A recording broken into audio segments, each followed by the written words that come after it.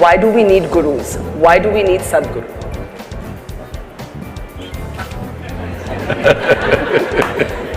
Is there my microphone? Okay, that's good. Do you drive in Delhi? Do I drive? So if you drive in an unknown terrain, Yes. you use these days a GPS. Yes. Usually a strange woman will tell you, turn right, you turn right. She says, turn left, you say turn left. She says, make a U-turn, you make a U-turn. Why? Simply because you're not familiar with the terrain. When you're in an unfamiliar terrain, it is sensible to take instructions. So, are you saying gurus are the new GPS? Not new. Long time ago we've been, for a very long time, way before the GPS came. GPS means what? Guru Positioning System.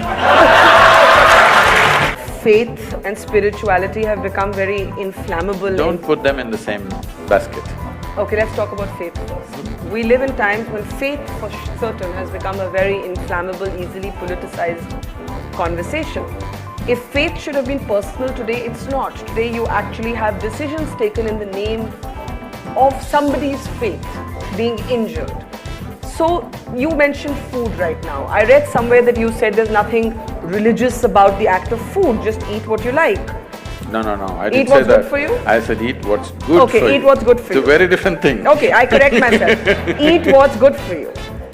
But today we have a highly politicized conversation around banning beef in the name of faith.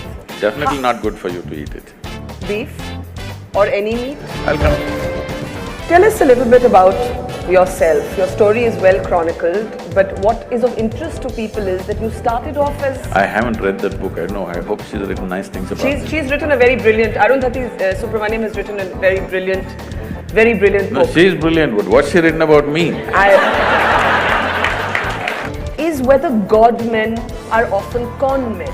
And how does this lady here know the difference between who's a God man and who's a con man, and is a human being capable of being a God man? Do you think of yourself as a God man?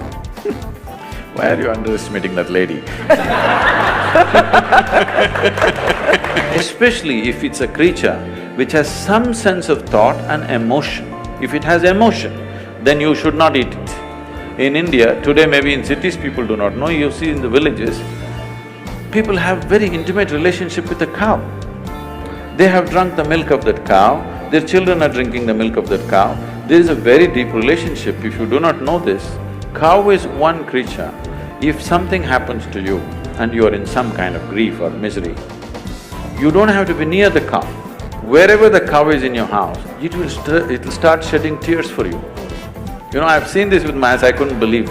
When somebody is dead in the house, what does the cow know? It is somewhere, simply tears flowing. So when it has such deep emotions, if you kill it, it's like killing a human being, it's murder or it's cannibalism. So because of that, this is not a faith thing, this is not a religious thing. We thought this is a fundamental sense. Why, when we are hungry, why can't I cut you up and eat you? What's wrong?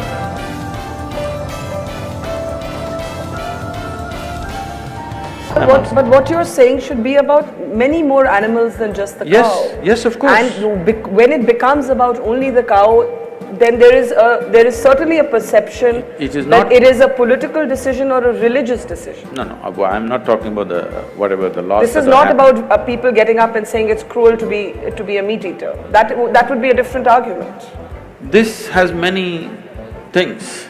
One thing is there is a sensitivity. Once you drink milk from the